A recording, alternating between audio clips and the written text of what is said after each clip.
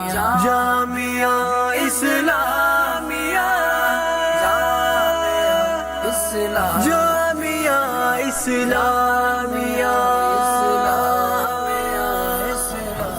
مکتب جامعہ اسلامیہ چوک بازار کا پہلا شہریہ جلسہ الحمدللہ معرخہ 7 ذی الحجہ بروز پیر مکتب جامعہ اسلامیہ چوک بازار بھٹکل میں شاندار شہریہ جلسہ منعقد ہوا۔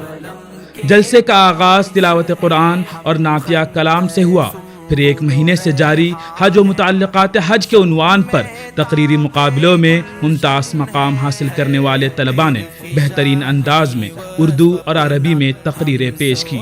نیز کچھ طلباء نے حج و قربانی کے موضوع پر مترنم آواز میں نظمیں سنا کر جلسے کی رونق میں اضافہ کیا۔